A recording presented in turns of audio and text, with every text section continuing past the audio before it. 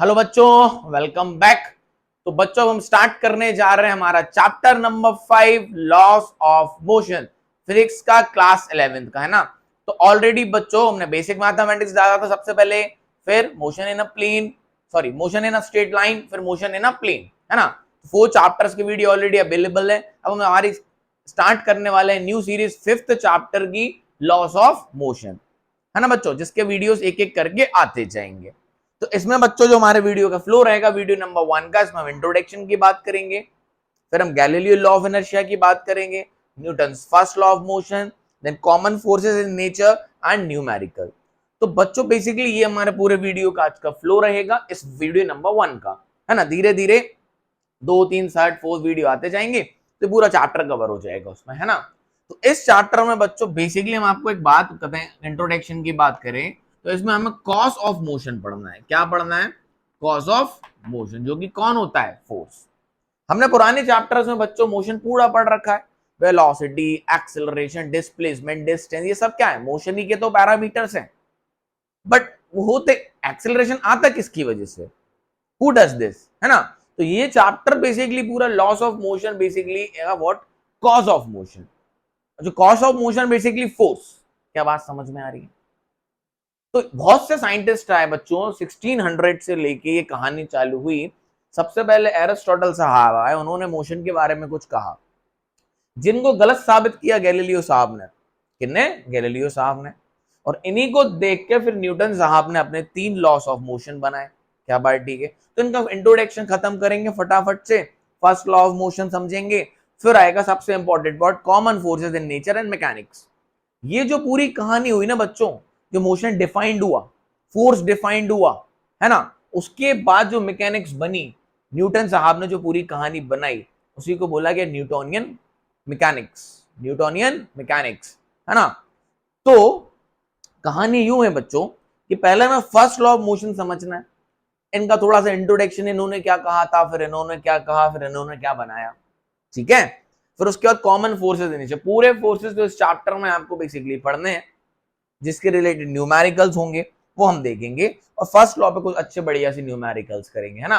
तो आइए फटाफट से कॉपी पेन उठा लीजिए और आज का ये वीडियो स्टार्ट करते हैं।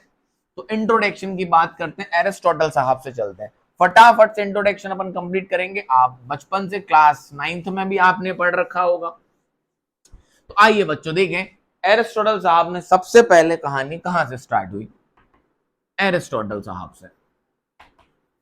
बड़े बड़े लोग थे भैया ये, इन्होंने ही सोचा दुनिया में क्या हो रहा है, उन्होंने बताया। तो इन्होंने बच्चों एक स्टेटमेंट दिया मोशन पे, इन्होंने ये स्टेटमेंट दिया, अ नेट कांस्टेंट फोर्स और a net external force, a net external force is required to keep the bodies in motion और यूनिफॉर्म मोशन। उन्होंने कहा किसी भी बॉडी को यूनिफॉर्म मोशन, मतलब इसकी वेलोसिटी क्या हो? कांस्टेंट। एरिस्टोटल साहब ने कहा कि किसी भी बॉडी को अगर यूनिफॉर्म मोशन में रखना है तो एक नेट एक्सटर्नल फोर्स बॉडी पे लगा के रखना पड़ेगा। क्या बात समझ में आई? क्या कहा था इन्होंने? For keep a body is in uniform motion, that is with a constant velocity, a net external force should be applied on the body. मतलब अगर किसी बॉडी को क्या करना है, अगर यूनिफॉर्म मोशन में रखना है तो उसमें एक नेट फोर्स लगा के रखना पड़ेगा, ये इन्होंने कहा था। क्या बात ठीक है? मतलब ये पूरी दुनिया इमेजिन कर रहे थे विदाउट फ्रिक्शन, है ना। ये पूरी दुनिया कैसे इमेजिन कर रहे थे कि दुनिया में क्या फ्रिक्शन की बात ही नहीं कर रहे थे ये, ठीक है। बस ये कह रहे थे अगर किसी भी बॉडी को अगर यूनिफॉर्म मोशन में रखना है तो उस पर एक नेट एक्सटर्नल फोर्स लगा के रखना पड़ेगा। क्या बात ठीक है? आइए फिर आए गैलीलियो साहब। कौन आए? गैलीलियो साहब। तो इन्होंने क्या कहा, ध्यान से सुनना। इन्होंने कहा for body to be a uniform motion, तो बॉडी टू बी है ना यूनिफॉर्म मोशन, अगर कोई बॉडी कांस्टेंट वेलोसिटी से मूव करे तो जो नेट फोर्स बॉडी पे होता है वो 0 होता है बच्चों। If a body is moving with a constant velocity, the net force act on a body is 0। अगर बॉडी कांस्टेंट वेलोसिटी से चल रही है तो जो बॉडी पे लगने वाला फोर्स नेट होता है वो क्या होता है? 0। और ये बात इन्होंने सच साबित भी करी, तो इनको इनके लोगों फिर बोला भी गया एरिस्टोटल फॉल्सी। एरिस्टोटल साहब का लॉ गलत हुआ। किन्होंने प्रूव किया? गैलीलियो साहब ने। इन्होंने क्या कहा था? एरिस्टोटल साहब ने ये कहा था बच्चों, किसी भी बॉडी को अगर यूनिफॉर्म मोशन में रखना है तो एक नेट एक्सटर्नल फोर्स लगा के रखना पड़ेगा। क्या बात ठीक है? फिर गैलीलियो साहब आए तो उन्होंने कहा कि अगर किसी भी बॉडी को यूनिफॉर्म मोशन में रखना है, किसमें? यूनिफॉर्म मोशन में रखना है, मतलब उसकी वेलोसिटी क्या हो? कांस्टेंट। तो जो नेट एक्सटर्नल फोर्स रहता है वो बॉडी पे क्या रहता है? जीरो। अब आप कहोगे सर किसी भी बॉडी को जब हम मोशन में रखते हैं तो फोर्स तो लगा के रखते ही हैं। तो आइए बच्चों समझाते हैं कहानी है क्या। ये कहानी पूरी पूरी फ्रिक्शन की है। किसकी है? फ्रिक्शन की। देखिए, तो आपने इस बॉडी पे अगर एफ फोर्स लगाया, तो जब आप इस बॉडी को कांस्टेंट वेलोसिटी के मोशन में लेके आए, कांस्टेंट वेलोसिटी से चलाया, तो फ्रिक्शन का फोर्स इसमें कहां लगने लगा? अपोजिट डायरेक्शन में। क्या लगने लगा? अपोजिट डायरेक्शन में। तो ये जो आपने एक्सटर्नल फोर्स लगाया है, इससे तो आपने फ्रिक्शन ओवरकम किया है। हमें पता है बेटा बच्चों कि जनरल नॉर्मल लाइफ में, इस नेचर में हर सरफेस के बीच में फ्रिक्शन होता है। क्यों? आप एक बॉल लीजिए और आप इस बॉल को एक सरफेस पर रोल कर दीजिए, छोड़ दीजिए ऐसे, तो थोड़ी दूर के बाद जाके ये बॉल क्या हो जाएगी? रेस्ट पे आ जाएगी। क्या आ जाएगी? रेस्ट पे आ जाएगी। क्यों आई? Because of friction. तो उन्होंने कहा जो नेट एक्सटर्नल, अगर कोई बॉडी अगर कोई फोर्स लगा रहे हो और वो कांस्टेंट वेलोसिटी से चल रही है, तो ये जो आपने फोर्स लगाया ये किसको ओवरकम करने के लिए लगाया? फ्रिक्शन के लिए। बात तो नेट फोर्स बॉडी पे हुआ कितना? जीरो। तो नेट फोर्स बॉडी पे हुआ कितना? जीरो। तो अगर मतलब फ्रिक्शन ना होता, अगर फ्रिक्शन ना होता तो बच्चा आपको बॉडी पे कोई फोर्स लगाने की जरूरत ही नहीं पड़ती और बॉडी यूनिफॉर्म मोशन से चलती रहती। क्या बात समझ में है? तो जो इन्होंने नहीं कहा था, इन्होंने कहा था अगर बॉडी को मोशन में रखना है तो उस पर जो नेट फोर्स होगा वो कुछ ना कुछ लगा के रखना पड़ेगा, वो जीरो नहीं होगा। और इन्होंने कहा कि जो net force body is moving with uniform velocity, the net force on the body is zero.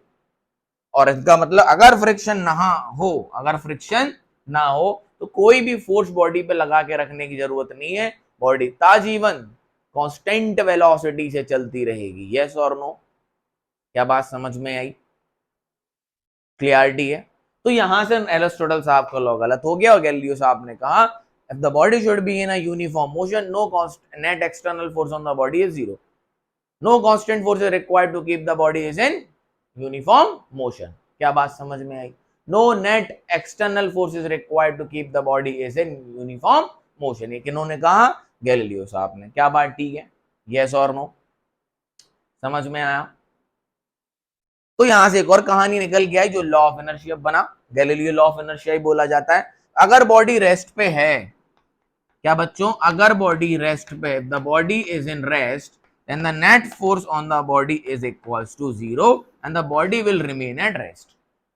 अगर बॉडी इनिशियली रेस्ट पे है और नेट फोर्स बॉडी पे जीरो है तो बॉडी हमेशा कैसी रहेगी? रेस्ट पे रहेगी। और अगर बॉडी यूनिफॉर्म वेलोसिटी से चल रही है, मतलब यूनिफॉर्म मोशन है, तो भी बॉडी पे नेट फोर्स कितना है? जीरो। बॉडी हमेशा कांस्टेंट वेलोसिटी से चलती रहेगी। फिर से एक्सप्लेन कर देते हैं क्या कहा गैलीलियो साहब ने बच्चों। No net external force is required to keep the body is in motion. क्या बात समझ में आई? So if the body is in rest, if the body is in rest and the net external force on the body is zero, the body will remain at rest. क्या बात ठीक है? और इसको गैलीलियो लॉ ऑफ इनर्शिया भी बोला गया। क्या बोला गया? गैलीलियो लॉ ऑफ इनर्शिया भी बोला गया। तो गैलीलियो साहब ने क्या कहा? अगर बॉडी रेस्ट पे है, अगर बॉडी इनिशियली रेस्ट पे है और नेट फोर्स बच्चों बॉडी पे कितना है? जीरो, तो बॉडी कैसी रहेगी? रेस्ट पे ही रहेगी हमेशा। जरा समझिए state of body. State of body यहां पे किस मोशन में? स्टेट ऑफ बॉडी क्या है वो बोलते हैं। अगर बच्चों बॉडी मोशन में है तो स्टेट ऑफ बॉडी को हम बोलेंगे मोशन, और अगर बॉडी रेस्ट पे है तो स्टेट ऑफ बॉडी कैसी है? रेस्ट है। स्टेट ऑफ बॉडी मतलब किस स्टेट में बॉडी है। If the initially body is in motion तो state is said to be motion, if initially it is in rest the state is said to be rest. ठीक है? क्या बात समझ आई? तो गैलीलियो साहब कह गए थे कि अगर नेट फोर्स बॉडी पे 0 है और बॉडी रेस्ट पे है तो रेस्ट पे रहेगी, और no constant force is required and no constant force is required no net force is required on a body external to keep the body is in motion। मतलब अगर बॉडी मोशन में, अगर बॉडी को रखना है तो नेट एक्सटर्नल फोर्स बॉडी पे लगाने की जरूरत नहीं है, नेट फोर्स उस पर 0 हो सकता है और बॉडी कैसी रहेगी, मोशन में। क्या बात ठीक है? इतनी क्लियरिटी हो चुकी है। इन्होंने क्या कहा, इसी को बोला गया गैलीलियो लॉ ऑफ इनर्शिया। इसी को क्या बोला गया, गैलीलियो लॉ ऑफ इनर्शिया। जो गैलीलियो साहब ने बात करी कि if the body is in rest will remain in rest when the net force on the body is 0। अगर इस बॉडी पे नेट फोर्स कितना है, 0 है, तो ये बॉडी रेस्ट पे है तो रेस्ट पे रहेगी। क्या बात ठीक है? और no constant force is required to keep the body is in motion.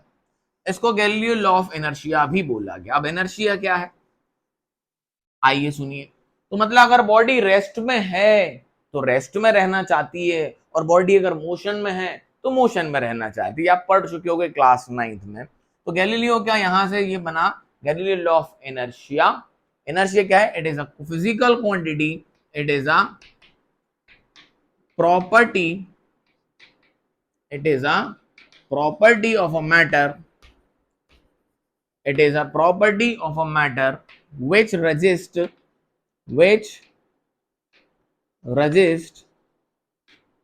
the change in state of body, which resist the change in state of body, which resist the change in state of body। क्या है inertia बच्चों? It is a property of a matter, it is a property of a matter which resist the change in state of body। क्या बात समझ में आई? मतलब अगर body rest में है तो बॉडी कैसे रहना चाहेगी, रेस्ट में। और अगर बच्चों बॉडी मोशन में है तो कैसा रहना चाहेगी, मोशन में। ये गैलीलियो के लॉ के बाद दिया है। क्या बात समझ में आई? यस और नो। और अगर बॉडी किसी डायरेक्शन में चल रही है तो वो उसी डायरेक्शन में चलना चाहती है। Resist the change in direction, resist the change in direction। So what is inertia? It is a property of a matter which resists the change in state of body। The state may be rest, motion or direction। क्या बात समझ में आई? So if the 3 type के inertia होते हैं, inertia of rest, inertia of rest, inertia of motion and inertia of direction। क्या बात समझ में आई? inertia of rest, inertia of motion and inertia of direction। ठीक समझ में? अगर बॉडी रेस्ट में है तो रेस्ट में रहना चाहेगी। It opposes to change the state from rest to motion। If the body is in motion, will wants to be in a motion, it will resist to come into the rest। और अगर body किसी एक direction में move कर रही है और आप उसका डायरेक्शन बदलने की कोशिश करोगे तो बॉडी कुछ हद तक रेजिस्ट करेगी, तो avoid the change in its direction. छोटे से एग्जांपल लेते हैं, आइए सुनो बच्चों। जैसे कि मैं कहता हूं आप बस में खड़े हुए या ट्रेन में खड़े हुए, कैसे खड़े हो, बस में खड़े हुए हो या ट्रेन में खड़े हुए हो, तो आपके जो फुट है वो किससे कांटेक्ट में है, बस के सरफेस से। क्या बात समझ आई? आपके जो फुट है किससे कांटेक्ट में है, बस के सरफेस से। बस अगर एकदम एक्सेलरेशन से आगे बढ़े, क्या बढ़े, एकदम एक्सेलरेशन से आगे बढ़े, धीरे धीरे नहीं, एकदम से एक्सेलरेशन से आगे बढ़े, तो आप तो रेस्ट पे थे और आप किससे जुड़े थे, सरफेस से। यस और नो। अब जैसे कि एक्सेलरेशन से आप स्टार्ट हुए तो आपकी बॉडी क्या रहना चाहेगी, रेस्ट में, because you are in rest. तो आपको एक झटका सा महसूस होगा, कहां, पीछे की तरफ, because of inertia of rest, because of inertia of rest. Floor क्या था, रेस्ट पे। आपके पैर किस पे थे, फ्लोर पे, तो आपके भी फ्लोर कैसे थे, रेस्ट पे। यस और नो, समझ में आया? अब फ्लोर कहां जाना चाहेगा, आगे, क्योंकि उस पर एक्सेलरेशन मिला है। यस और नो। और फ्रिक्शन आपको कहां रोकना चाहेगा, पीछे। फ्लोर और आपके पैर के बीच में फ्रिक्शन को कहां रोकना चाहेगा, पीछे। तो आपको एक झटका लगता है, कहां की तरफ, पीछे की तरफ। उसको बोलते हैं inertia of rest. If you are in rest, you wants to be in rest. अभी फ्रिक्शन आएगा, उसमें मोर डिटेल में फ्रिक्शन समझेंगे होता कैसे। क्या बात समझ में आई? फिर आप अपने मस्कुलर, आपकी जो बॉडी होती है मस्कुलर है, तो आप उसको एडजस्ट कर लेते हो और उसके साथ चलने लगते हो। क्या बात ठीक है। इनर्शिया ऑफ मोशन की बात करते हैं। अगर आप, मैं कहता हूँ एक बस में अंदर खड़े हुए हैं, बस चल रही है वी रफ्तार से, वी वेलोसिटी से बस चल रही है, एकदम से ब्रेक लगा दिए, आप भी मोशन में थे, किसके बस के रिस्पेक्ट में तो आप रेस्ट में थे, सराउंडिंग के रिस्पेक्ट में आप क्या थे, मोशन में थे, यस और नो। तो आप अब चल रहे हो आगे की तरफ, अब जैसे ही बस के ब्रेक लगेंगे, जैसे ही बस के ब्रेक लगेंगे बच्चों, क्या लगेंगे, ब्रेक लगेंगे, तो सरफेस वेलोसिटी घटेगी। बट आप तो अभी कहां थे, मोशन में थे, वी वेलोसिटी, जो बस की वेलोसिटी थी आपकी वेलोसिटी थी, यस और नो। तो आप आगे की तरफ मूव करने लगते हो, फिर आप मस्कुलर एनर्जी का यूज करते हो तो रुकने लगते हो। क्या बात ठीक है, because of inertia of motion, because of inertia of motion. क्या बात ठीक है, समझ में आई। सिमिलरली जब भी बच्चों आपका डायरेक्शन चेंज करते हो, आप आपने देखा होगा, आप कार में बैठते हैं, कार में बैठते हैं, कार में तो जब कार टर्न लेती है तो आप बाहर की तरफ फेंकते हो, this is due to inertia of direction. तो गैलीलियो साहब ने ये बातें की थी कि no net external force required to keep the body is in motion, if the body is in rest, if the body is in rest and the net force on the body is zero, so body will remain at rest। ये कहानी इन्होंने करी। अब इन सबको देख के Newton साहब इस लॉ को आगे लेके गए, कौन के, गैलीलियो साहब को, और यहां से बना Newton first law of motion, और मैकेनिक्स यहीं से चालू हुई, Newton first law of motion. और पूरी कहानी फिर इसकी मैकेनिक्स में डलती चली गई और फिर न्यूटोनियन मैकेनिक्स बनी पूरी। क्या बात समझ में आई, Newton first law of motion.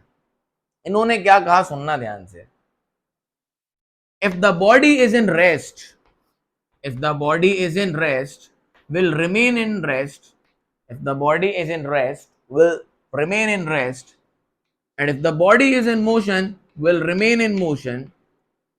General सी डेफिनेशन बता रहा हूं, if the body is in rest will remain in rest, if the body is in motion will remain in motion until and unless some external force is applied, so unless and unless, until and unless some external force is applied to change the state of an body, to change the state of an body। देखो उन्होंने कहा क्या, इन्होंने कहा अगर body बेटा rest में है तो बॉडी हमेशा रेस्ट में रहेगी, और अगर बॉडी मोशन में है तो हमेशा मोशन में रहेगी, until and unless some external force is applied to change the state of an body। तो बच्चों हमने तो प्रैक्टिकली देखा हुआ, अगर कोई बॉडी मोशन में रहती है तो वो रेस्ट में आ जाती है, किस में आ जाती है, रेस्ट में आ जाती है। कैसे, फ्रिक्शन की वजह से। किसकी वजह से, फ्रिक्शन की वजह से। अगर हमने किसी भी बॉडी को मोशन दिया, मैंने इसको कुछ धक्का मार दिया, क्या कर दिया, धक्का मार दिया, है ना, तो बॉडी चली और यहां आके रुक गई, किसकी वजह से, फ्रिक्शन की वजह से। तो जो नेट एक्सटर्नल फोर्स जो आ रहा है वो कौन आ रहा है, फ्रिक्शन। कौन रोक रहा है यहाँ पे, फ्रिक्शन। तो मतलब कोई ना कोई एक्सटर्नल फोर्स तो चाहिए, और अगर बच्चों ये फ्रिक्शन ना होता तो बॉडी अगर यूनिफॉर्म मोशन में रहती तो हमेशा यूनिफॉर्म मोशन में रहती, और नेट फोर्स बॉडी पे कितना होता, जीरो। क्या बात समझ में आई। So if the body is in rest will remain in rest. अगर इसको चलाना है तो आपको कोई ना कोई एक्सटर्नल फोर्स लगाना पड़ेगा, to overcome the friction between the surface, to overcome the friction between the surface. तो अगर रेस्ट से मोशन में लाना है तो कोई एक्सटर्नल फोर्स लगाना पड़ेगा, और मोशन से रेस्ट में लाना है तो भी कोई एक्सटर्नल फोर्स लगाना पड़ेगा। बाकी तो ऑटोमेटिकली अगर किसी बॉडी को मोशन में लाकर छोड़ देते हैं तो वो रेस्ट में आ जाती है बिकॉज ऑफ फ्रिक्शन। और यहां पर अगर जो भी हम एक्सटर्नल फोर्स लगाना पड़ता है बॉडी को मोशन में लाने के लिए, तो ओवरकम द फ्रिक्शन। तो न्यूटन का फर्स्ट लॉ ये कहता है, if the body is in rest will remain in rest, if the body is in motion will remain in motion until and unless some external force is required to change the body, or to change the state of an body, to change the state of an body from rest to motion or motion to rest some net external force is required on the body। क्या बात समझ में, कोई net external force body पे चाहिए है rest से motion में लाने के लिए और मोशन से रेस्ट में लाने के लिए। ये न्यूटन साहब का फर्स्ट लॉ था। क्या बात ठीक है, यस और नो, क्लियरिटी है, तो नोट कर लेना इस लॉ को। ठीक, आइए आगे बढ़ते हैं। It is also known as law of inertia, it is also known as law of inertia. ठीक है, इन्होंने रेस्ट और मोशन दोनों की बात की थी, है ना। गैलीलियो साहब रेस्ट की बात कह के और मोशन की बात कह के रुक गए, उन्होंने उसी को उठाया और आगे बढ़े, बात वही है। और आगे इन्होंने अपने 3 लॉ बनाए और पहला लॉ गैलीलियो लॉ का ही मिलता जुलता लॉ है। क्या बात समझ में आई? जो बात गैलीलियो साहब ने कही थी वही इन्होंने कही, बट इन्होंने उसको सिस्टमेटिकली भी बनाया। उन्होंने सिर्फ मोशन की बात की थी, इन्होंने रेस्ट की बात भी की और बोला if the body is in rest will remain in rest, if the body is in motion will remain in motion until and unless some external net external force is applied to change the state of an body। Clarity है, समझ में आया, है ना। अगर मतलब बच्चा net force अगर बॉडी पे क्या होगा, जीरो। अगर नेट फोर्स, यहां से अगर हम कहानी बताएं, अगर नेट फोर्स बॉडी पे जीरो होगा तो बॉडी या तो रेस्ट पे होगी या तो यूनिफॉर्म मोशन में होगी। किसमें होगी? या तो रेस्ट में होगी या तो यूनिफॉर्म मोशन में होगी। क्या बात ठीक है? अगर नेट फोर्स बॉडी पे जीरो है तो या तो बॉडी रेस्ट में होगी या तो बॉडी यूनिफॉर्म मोशन में होगी, मतलब कांस्टेंट वेलोसिटी से चल रही होगी। किससे चल रही होगी? कांस्टेंट वेलोसिटी से। क्या बात ठीक है? समझ आया? इसको हम इक्विलिब्रियम इन मैकेनिक्स भी बोलते हैं। इसको हम, अगर नेट फोर्स बॉडी पे जीरो है तो हम इसको इक्विलिब्रियम इन मैकेनिक्स भी बोलते हैं, अभी आगे देखेंगे। तो अभी बस इतना याद रखना, अगर नेट फोर्स बॉडी पे जीरो है तो बॉडी या तो कांस्टेंट वेलोसिटी से चल रही होगी, मतलब एक्सेलरेशन बॉडी का कितना होगा, जीरो, वेलोसिटी बदल नहीं रही होगी। हमने पढ़ चुके हैं पहले कि अगर वेलोसिटी ना बदले तो एक्सेलरेशन क्या होता है, जीरो, या तो बॉडी रेस्ट पे होगी। ठीक है, यस और नो? अभी फ्रिक्शन में आएंगे, इसके बढ़िया क्वेश्चन करेंगे, लेकिन अभी समझो। मैंने कहा एक बॉडी है, ये इसका मास 10 kg है। कितना है? 10 kg है। ठीक है, ये v equals to 2 metre per second से चल रही है। So what is the net force on the body? बार आया हुआ क्वेश्चन है। एक बॉडी है जिसका मास 10 kg है, 2 मीटर पर सेकेंड से चल रही है, तो उसमें नेट फोर्स कितना है? उस पर नेट फोर्स है जीरो। नेट फोर्स कितना है इस पे? जीरो। इसको चलाने के लिए कोई फोर्स लग रहा होगा बच्चों, लेकिन उस फोर्स किसको ओवरकम कर रहा होगा? वो फ्रिक्शन को। तो नेट तो कितना होगा? जीरो। ये इस तरफ, ये इस तरफ, मान लो ये कितने का लग रहा होगा? 10 का। तो ये फ्रिक्शन भी कितना लग रहा होगा? 10। तभी ये किससे चल रही है? कांस्टेंट वेलोसिटी से। तो नेट फोर्स कितना है? जीरो। क्लियरिटी है? इंट्रोडक्शन पार्ट है, कोई खास चीज नहीं है, लेकिन बेसिक है, समझ में आना चाहिए। ठीक है, फ्रिक्शन में बहुत काम आएगा, फ्रिक्शन के बहुत अच्छे क्वेश्चंस आते हैं, तो मजा आता है इसको समझने में। तो जो हम प्रैक्टिकल लाइफ देखते हैं बच्चों, और जो हम फोर्स लगाते हैं और गाड़ियां कांस्टेंट वेलोसिटी से चल रही होती हैं, तो उसमें हम किसको ओवरकम करते हैं? फ्रिक्शन को। किसको ओवरकम करते हैं? फ्रिक्शन को। और मान लीजिए अगर फ्रिक्शन ना होता तो हमें कोई कांस्टेंट फोर्स लगाने की जरूरत नहीं पड़ती और बॉडी चलती रहती यूनिफॉर्म वेलोसिटी से। क्या बात समझ में आई? आगे बढ़े, अब कुछ फोर्सेस की बात करते हैं, type of force. Type of force की बात करते हैं जनरली, है ना। तो बच्चों, दो टाइप के जनरली फोर्स होते हैं, एक होते हैं कांटेक्ट और एक होते हैं नॉन कांटेक्ट। बेसिक चल रहा है पूरे चैप्टर का। एक फोर्स होते हैं कांटेक्ट और एक फोर्स होते हैं नॉन कांटेक्ट फोर्स। तो नॉन कांटेक्ट फोर्स की अगर मैं बात करूं, मतलब दो चीजों के बीच में कांटेक्ट नहीं है, बट उनके बीच में फोर्स लग रहा है, तो मैं अगर बोलूं ग्रेविटेशनल फोर्स, ग्रेविटेशनल फोर्स, हाँ भाई ये नॉन कांटेक्ट फोर्स है। हमें पता है दो मास है बच्चों, 9th क्लास में पढ़ा और अभी 8th चैप्टर में फिर पढ़ेंगे, और ये सेपरेटेड बाय सम डिस्टेंस है, तो इनके बीच में एक फोर्स ऑफ अट्रैक्शन लगता है। दो मासेस हैं, इनके बीच में फोर्स ऑफ अट्रैक्शन लगता है। क्या इनके बीच में कोई कांटेक्ट है? नहीं है। तो ये नॉन कांटेक्ट फोर्स के अंडर आता है। कौन? Gravitational force. और आगे बढ़े तो हम कहते हैं इलेक्ट्रोस्टैटिक फोर्स। ये भी कैसा फोर्स है बच्चों? Non contact force. दो चार्ज रख लो आप, प्लस प्लस एक दूसरे को क्या कर देंगे? रिपल। माइनस माइनस क्या कर देंगे? रिपल। प्लस माइनस क्या कर देंगे? अट्रैक्ट। पता है बचपन से, यस और नो? तो ये किस तरीके के फोर्स है? नॉन कांटेक्ट फोर्स है। आइए और सुनो, मैग्नेटिक फोर्स, ये भी कैसा फोर्स है, नॉन कांटेक्ट फोर्स है। दो मैग्नेट के नॉर्थ पोल साउथ पोल रखो, एक दूसरे को अट्रैक्ट कर जाते हैं, साउथ पोल रखो तो रिपल कर जाते हैं, ये भी नॉन कांटेक्ट फोर्स है ना। तो इस तरीके का जो फोर्स दो बॉडीज के बीच में फोर्स लगता है और उनके बीच में कोई कांटेक्ट नहीं है, तो ऐसे फोर्स को हम क्या बोलते हैं, नॉन कांटेक्ट फोर्स। आइए कांटेक्ट फोर्स की बात करें। ये क्या होता है, मतलब दो बॉडी के बीच में कांटेक्ट है और एक बॉडी दूसरे पे फोर्स लगा रही है या दूसरी बॉडी तीसरी बॉडी पे फोर्स लगा रही है और उनके बीच में क्या है, कांटेक्ट है, तो ऐसे फोर्स को हम कांटेक्ट फोर्स बोलते हैं। क्या बात समझ में आई? जैसे कि मैं बोलूं फ्रिक्शन, फ्रिक्शन कैसा फोर्स है, कांटेक्ट फोर्स है, दो सरफेस के बीच में होता है। बहुत डिटेल में पढ़ेंगे फ्रिक्शन, टेंशन मत लेना, अभी तो हम बस इंट्रोडक्शन पार्ट कर रहे हैं जो कि बहुत ज्यादा इंपॉर्टेंट है।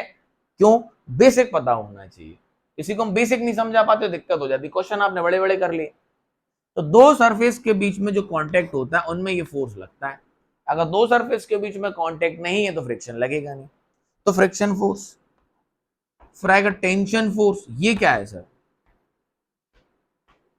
टेंशन फोर्स बताते हैं अभी, स्प्रिंग फोर्स, मस्कुलर फोर्स,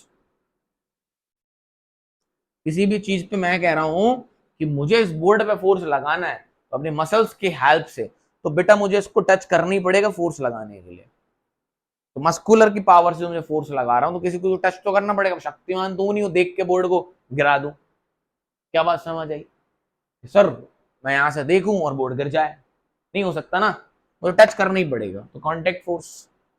तो friction is a contact force. Tension force, tension force क्या, ध्यान से सुनना, नाम है, बहुत डिटेल में पढ़ाएंगे जब अभी अपन आएंगे उस पर। एक रोप है या वायर है, क्या है, रोप, वायर और स्ट्रिंग, क्या बात ठीक है, ऐसे फ्रीली लटकी हुई है।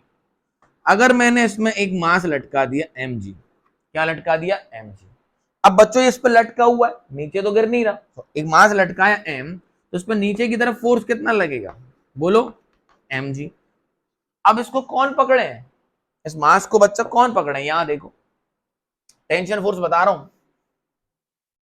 आइए, तो मैंने कहा एक स्ट्रिंग है, ठीक है, एक स्ट्रिंग है, उसमें मैंने एक मास लटका दिया m।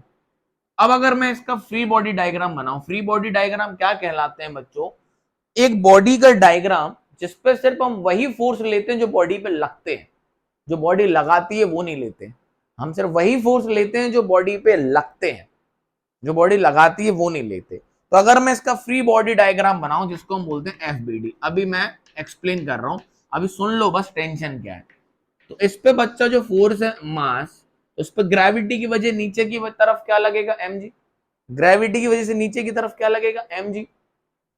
अब तो ये नीचे तो जा नहीं रहा है, मतलब इस पे जो नेट फोर्स है वो कितना है, 0, किसी भी, ये रेस्ट पे है ना, बंधा हुआ है, कैसा है, रेस्ट पे, तो इसको कौन पकड़ के रखे, स्ट्रिंग, रस्सी, रोप, वायर, यही पकड़ के रखे ना, तो इसमें एक फोर्स डेवलप हो जाता है, किसमें, उसमें, वो जो होगा कहां, ऊपर की तरफ, तो इसको हम क्या बोलते हैं, टेंशन फोर्स। क्या बोलते हैं, टेंशन फोर्स। ये याद रखना, जो स्ट्रिंग्स, रोप वगैरह होती हैं, है ना, इनमें एक फोर्स डेवलप्ड हो जाता है जिसको हम बोलते हैं टेंशन फोर्स।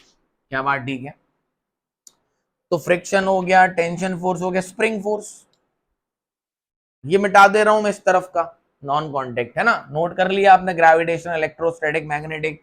ग्रेविटेशनल बहुत वीक फोर्स होता है, इलेक्ट्रोस्टैटिक बहुत स्ट्रॉन्ग फोर्स होता है। क्या बात ठीक है, तो वीकेस्ट फोर्स इन नेचर होता है ग्रेविटेशनल। तो मास बहुत बड़े हो जाते हैं ना बच्चों, तब ये पिक्चर में आता है, जैसे कि अर्थ, सन, छोटे छोटे मासेस के बीच में तो बहुत नेग्लिजिबल होता है, पढ़ेंगे ग्रेविटेशन चैप्टर में। स्प्रिंग, मैं कह रहा हूं बच्चों, स्प्रिंग एक, सुन लेना यहाँ ध्यान से, अभी स्प्रिंग का अलग से पूरा पार्ट पढ़ना है। इसमें मैंने कोई एक मास m लटका दिया, आओ इसका एफबीडी बनाए, free body diagram. Free body diagram का मतलब होता है बच्चों सिर्फ वही फोर्स जो बॉडी पे लगते हैं, तो नीचे की तरफ इसमें ग्रेविटेशन लगेगा mg, ऊपर की तरफ कौन इसको बचा के रखे, देखो अगर मैं इस चौक को हाथ पे रखे हूं तो चौक मेरे हाथ पे फोर्स लगा रही है, मेरा हाथ चौक पे फोर्स लगा रहा है, इसलिए नीचे नहीं जा रहा। हाथ हटा लूंगा तो हट जाएगा। ठीक है बात, कुछ है नहीं ना, रोप से बांध देगा। मैंने कोई रस्सी ली, कुछ बांध दिया, लटक रहा है, पेंडुलम बांध दिया, बॉब लटक रहा है, तो जो ऊपर का फोर्स और नीचे का फोर्स क्या है, बराबर। तभी तो ये रेस्ट पे, यही तो सीखा है अभी। जब एफ नेट बॉडी पे कितना है बच्चों, यही तो सीखा है। एफ नेट जब बॉडी पे कितना है, 0, तो बॉडी कैसी रहती है, रेस्ट पे हो तो रेस्ट पे, और मोशन में हो तो कांस्टेंट यूनिफॉर्म मोशन में। ठीक है, अच्छा। तो ऊपर इसमें कौन फोर्स लगा रहा है, स्प्रिंग, तो इसको हम कहते हैं spring force. The force which develops in spring is known as spring force. The force which developed in rope और string is known as tension force. ये कह रहा हूं, एक वायर है, तार है, ये रहा, ठीक, इसका जहां से जुड़ा है उसका डायरेक्शन वहां से अपोजिट डाल दो, बस इस तरीके से। नीचे कौन खींच रहा होगा, ग्रेविटी mg, तो टी से डिनोट करते हैं इसको टेंशन फोर्स को, तो टेंशन फोर्स होगा ऊपर की तरफ। अभी इस पे बढ़िया से हम क्वेश्चन कर रहे हैं इक्विलिब्रियम के, ठीक। अब आ जाओ मस्कुलर फोर्स, समझ ही गए होंगे।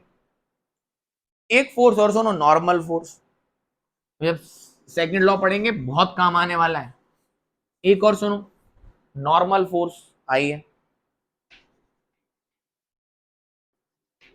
Normal force. अगर बच्चा किसी भी सरफेस पे कोई बॉडी रखी हुई है, किसी भी सरफेस पे कोई बॉडी रखी हुई है, तो नीचे की तरफ उस बॉडी पे स्वाभाविक सी बात है क्या लग रहा होगा, ग्रेविटेशनल फोर्स mg। ग्रेविटी कितना फोर्स लगाती है किसी भी चीज पे, mg, नीचे की तरफ, है ना। मास इंटू एक्सेलरेशन, अच्छा सेकंड लॉ तो आए नहीं, समझने की बात है बच्चों, यही समझना है। पता है हमें पहले से कि जो फोर्स होता है वो मास इंटू एक्सेलरेशन होता है, पता है। ग्रेविटी का कितना होता है जी, तो नीचे के अभी मैं फोर्स सिखा रहा हूं कौन कौन से होते हैं, सेकंड लॉ नहीं पढ़ा रहा हूं आपको, बस बता रहा हूं। तो ग्रेविटी कितना खींच रही होगी, mg। तो ये सरफेस भी इस बॉडी पे फोर्स लगा रहा होगा, जिसको हम बोलते हैं नॉर्मल फोर्स। इसको इसको क्या बोलते हैं, normal force. And this is always perpendicular to the surface. Surface ये नॉर्मल फोर्स किसी भी बॉडी पे लगाता है परपेंडिकुलर टू द सरफेस, तो बॉडी पे भी परपेंडिकुलर ही आता है। क्या बात समझ में, तो अगर ये बॉडी का फोर्स नीचे की तरफ क्या लगेगा, mg, तो इस सरफेस उस बॉडी को होल्ड करके रखा है। मैंने कहा चौक मेरे हाथ में, चौक मेरे ऊपर क्या लगा रही है, फोर्स mg, तो मेरा हाथ इसके ऊपर क्या लगा रहा है, फोर्स, जिसको हमने बस नाम दिया नॉर्मल। क्या ब्लॉक नीचे जा रहा है, नहीं जा रहा है, तो नेट फोर्स ब्लॉक पे कितना है, 0। तो नॉर्मल की वैल्यू किसके बराबर हो गई, mg के बराबर। किसके बराबर हो गई, mg के बराबर, है ना। तो मैंने कहा इंक्लाइन सरफेस पर रखा हुआ है, कहां रखा हुआ है, इंक्लाइन सरफेस पे, तो ग्रेविटी तो सीधी लगती है टूवर्ड्स द अर्थ, इस पे नॉर्मल फोर्स कहां लगेगा, ऐसे। क्या बात समझ में, normal always act perpendicular to the surface. कौन लगाता है सरफेस, कौन लगाता है सरफेस, लगता है किस पे, जो बॉडी सरफेस पर रखी हुई है। तो आई होप आपको क्लियर हो गया होगा, फ्रिक्शन फोर्स वो है जो दो बॉडी के बीच में लगते हैं, it opposes the relative motion between the two bodies. Tension force क्या होता है, टेंशन फोर्स वो होता है बच्चों, टेंशन फोर्स वो होता है जो किसी भी रोप, स्ट्रिंग या वायर में डेवलप हो। क्या बात समझ में आई, क्लियर है। स्प्रिंग फोर्स स्प्रिंग में डेवलप होता है, मस्कुलर समझ गए होगे। और नॉर्मल फोर्स क्या है, कोई भी सरफेस या कोई भी बॉडी का सरफेस दूसरी बॉडी पे जब फोर्स लगाता है उसको हम क्या बोलते हैं, नॉर्मल। क्या बोलते हैं, नॉर्मल। मैं कह रहा हूं ऐसे में ले लो, मैंने एक बॉडी है, मैंने इसको चिपका के रखी, यहां से एफ फोर्स लगाया ऐसे, तो ये जो बॉडी है ये भी तो उस पर कितना फोर्स लगा रही होगी, एफ, नहीं तो इसमें अंदर नहीं चली जाएगी। क्या बात समझ में, जो सरफेस बॉडी पे फोर्स लगाते हैं उनको हम क्या बोलते हैं, normal force which is acts perpendicular to the surface. क्या बात समझ में आई, डन है। तो आई होप आपको टाइप्स ऑफ फोर्स क्लियर हो गए होंगे, क्योंकि यही आने वाले हैं जब तो मजा आएगा। ठीक है, आगे बढ़े, चलो। तो ये तो इंट्रोडक्शन हो गया फर्स्ट लॉ का।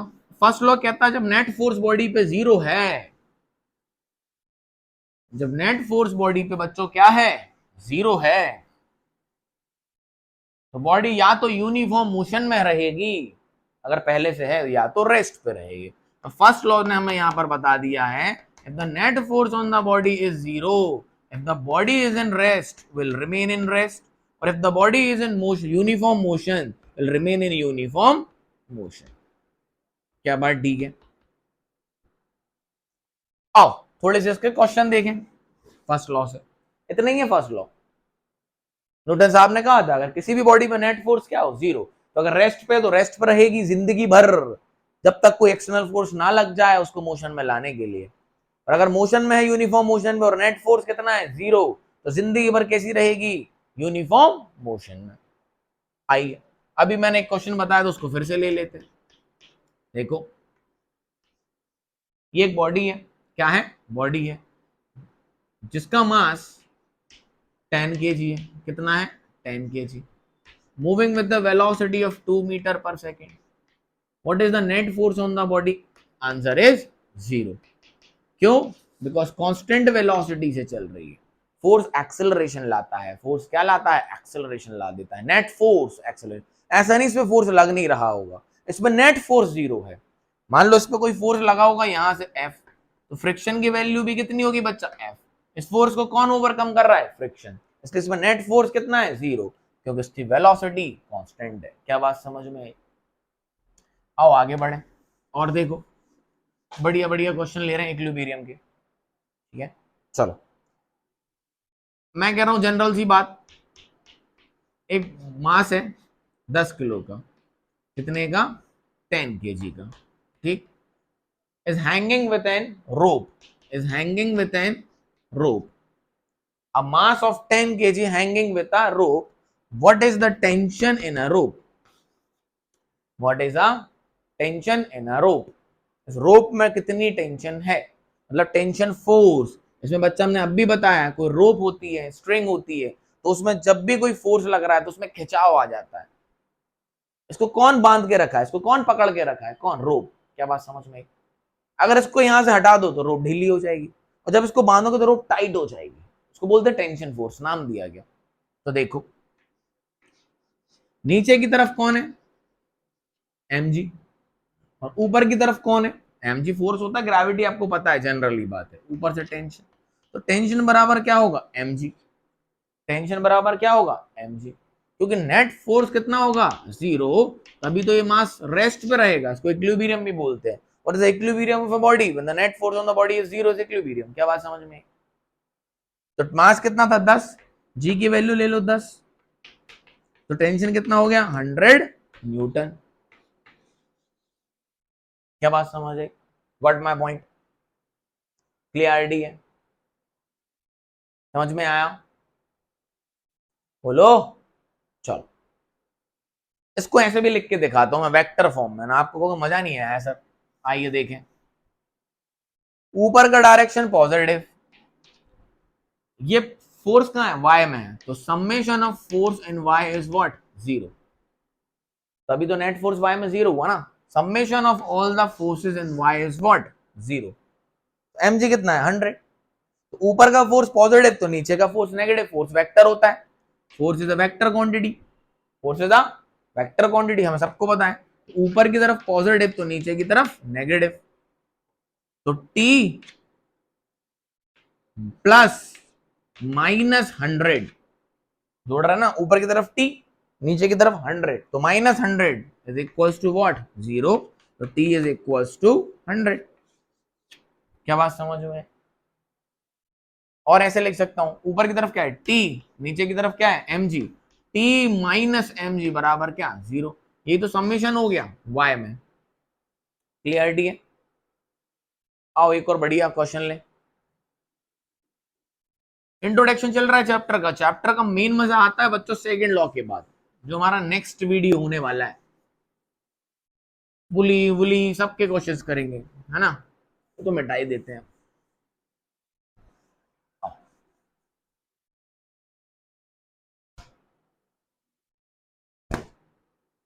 बहुत धूल हो जाती है, डस्ट ही डस्ट हो जाती है चौक की, पर पेन से पढ़ाओ ना, मजा नहीं आता। आओ, कैसी बातें करते हो सर। देखो एक क्वेश्चन लेते हैं,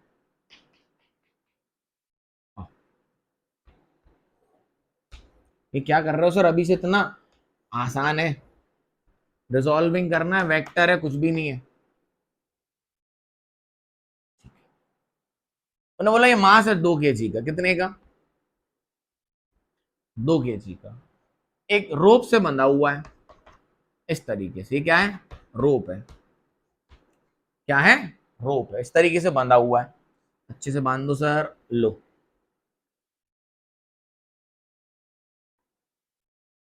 ठीक, एक मास है 2 kg का, एक रोप से बंधा हुआ है, बोला मास इज एट रेस्ट, तो रेस्ट पे ये बंधा हुआ है। What is the tension in the strings, और ये एंगल दिया हुआ है आपको 37 डिग्री। ठीक है, तो इस क्वेश्चन में उनने आपसे, इक्विलिब्रियम का क्वेश्चन है, ये मास कैसा है, इक्विलिब्रियम है। इक्विलिब्रियम का मतलब क्या होता है, net force on a body zero. Equilibrium का मतलब होता है बच्चों net force on a body है जीरो। आप देखो ये 2 स्ट्रिंग लगी हुई हैं, एक ये और एक ये, तो आपसे सवाल ये पूछा गया है, if the mass this 2 kg is in equilibrium or in rest, what is the tension in the string? इसको पकड़ के कौन रखा है, यही तो पकड़ के रखे हैं, ये और ये। क्या बात समझ है, यस और नो, डन है।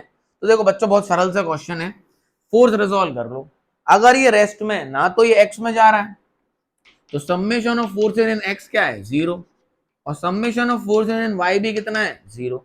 समझ में आया, समेशन ऑफ फोर्स एक्स में कितना है, जीरो, और वाई में कितना है, जीरो। कर लो, क्या ही दिक्कत है। तो ध्यान से देखना, अगर जब स्ट्रिंग बदल जाए बच्चों, एक स्ट्रिंग में सब जगह टेंशन सेम होती है। अभी जो हम स्ट्रिंग को कंसीडर करेंगे मासलेस करेंगे, स्ट्रिंग कैसी है, मासलेस, तो पूरी स्ट्रिंग में बच्चों जो भी टेंशन होगी सेम होगी। तो यहाँ कहाँ, इस तरफ आओ, थोड़ा टेंशन का डायरेक्शन डाल के दिखाऊं मैं आपको, सुनना ध्यान से। अगर एक मास एम है, ये मास एम है, ठीक है, ये टी, ये इस तरफ चल रहा है, ये m1 है, ये m2 है, ठीक है। और इनका FBD बना के देखते हैं, ध्यान से सुनना।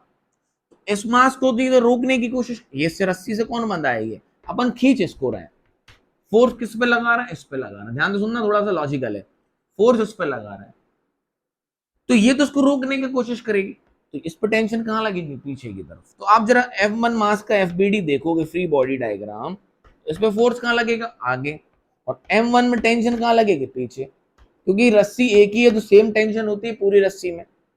अब M2 का मास देखो, इसमें फोर्स कहां लगेगा, टेंशन T2 आगे की तरफ। क्या बात समझ में, तो जहां से जुड़े हैं, देखो ये चल कहां रहा है, इनको रोक कौन रहा है, यहां जुड़े हो तो टेंशन इस तरफ डाल दो, यहां जुड़े हो तो टेंशन इस तरफ डाल दो। क्या बात समझ में, क्लियरिटी है। ऐसे देख लो, ये ऊपर चल रहा है, तो यहां टेंशन कहां होगी, नीचे, और यहां कहां होगी, ऊपर, है ना। डायरेक्शन डालना बहुत आसान है, कहीं भी खड़े हो जाओ, देखो कि किस तरफ मूव और कौन अपोज कर रहा है और कौन चला रहा है, तो आपको अलग ही दिख रहा होगा। इसमें नीचे की तरफ कौन लग रहा है, mg, ठीक, यहां टेंशन इसको इसको इसको यहां टेंशन कहां, यहां पर लगेगी, क्यों लगेगी दिखाते हैं अभी। इसमें बोल दो T1 और इसमें बोल दो T2, तो आपको ये T1 एंड T2 ही निकालना है। नेट फोर्स कितना है, जीरो, तभी ये क्या है, रेस्ट पे। फोर्स रिजॉल्व करना आना चाहिए, जो हम सीख चुके हैं वेक्टर में। कहां सीख चुके हैं, वेक्टर में। तो बच्चों ध्यान से देखो, अगर ये एंगल 37 है तो ये भी कितना है, ये 37 है, तो ये भी कितना होगा, 37।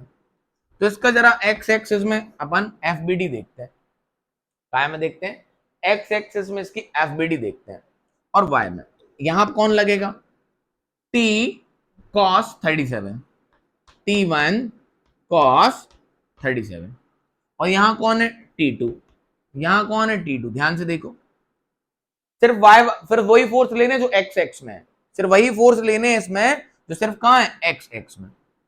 तो ध्यान से देखो कौन सा फोर्स है एक्स में, ये T2, और इसके 2 कंपोनेंट बनेंगे, इस वाले के 2 कंपोनेंट बनेंगे। देखो जरा ध्यान से, इसका एक बनेगा T1, अगर ये 37 है तो ये 37 है, तो ये क्या होगा, 53, ये क्या होगा बच्चों, 53।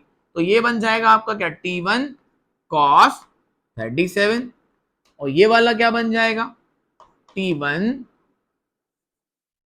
sin 37। क्या बात समझ में, एंगल बता रहा था, cos 53 भी लिख सकते हो। अगर ये वाला कंपोनेंट रिजॉल्व करना सिखाया था मैंने वेक्टर वाले में, ये T है, आओ देखें फिर से। अगर ये कोई चीज है इस तरीके से जा रही है और यहाँ एंगल कितना है, 37, तो ये वाला क्या हो जाएगा, T cos 37, अपोजिट वाला T sin 37। क्या बात समझ में, जैसे कि देखो कोई फोर्स है, टेढ़ा लग रहा है किसी बॉडी पे इस तरीके से थीटा पे, तो थीटा की तरफ क्या हो जाता है, F cos थीटा, और ऊपर वाला F sin थीटा।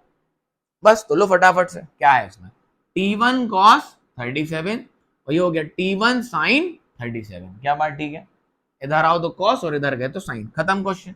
उधर टी, तो यहां से इक्वेशन बनेंगे T1 cos 37 की वैल्यू 4/5। याद करो सारे ट्रायंगल से क्या हुए हैं, ये लगा लो 37, ये लिख लो 4, ये लिख लो 3 और ये लिख लो 5। cos होता है क्या, बेस अपॉन हाइपोटेन्यूज, तो 4/5 बराबर T2। एक इक्वेशन बन गई। हमने फोर्स कहां रिजोल्व कर ली, x में, समेशन कहां कर लिया, x में, नेट फोर्स x में कितना है 0, तो ये वाला बराबर ये वाला, ये वाला बराबर ये वाला, तो T1 cos 37 equals to T2। ठीक है, समझ गए। आओ x, ये आओ इसमें देख ले, x में तो नीचे लग रहा है mg, m कितना है 2, g कितना है 10, तो 2 इंटू 10, तो नीचे कितना हो गया 20, नीचे कितना हो गया 20, और ऊपर कितना है देखो T1 sin 37, ऊपर कितना है T1 sin 37, तो नेट y में भी कितना है 0, तो T1 sin 37 is equals to 20। sin 37 की वैल्यू 3/5, तो ये हो गया 3/5 इज इक्वल्स टू 20। तो यहां से T1 की वैल्यू आ गई 20 इंटू 5/3, 20 इंटू 5/3, ये हो गया 100/3, which is equals to 33.33। T1 आ गया, समझ आया।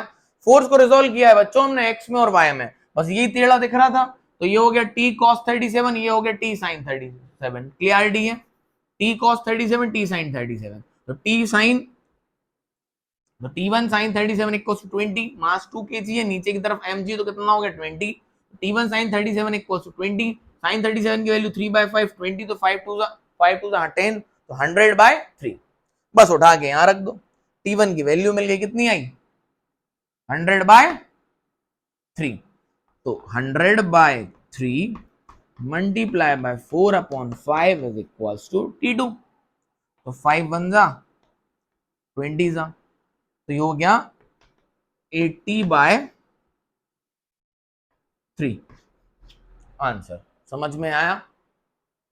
तो नेट फोर्स के सवाल हम जब करेंगे तो बच्चों में फोर्स रिजोल्व करना पड़ता है। सर फर्स्ट लॉ पढ़ाया तो इतना खतरनाक यहीं से हो गया, कुछ नहीं है, फोर्स रिजोल्व करें, समझ में आया। नेट फोर्स बॉडी पे कितना है 0, ये तो इक्विलिब्रियम ऑफ बॉडी है, फर्स्ट लॉ।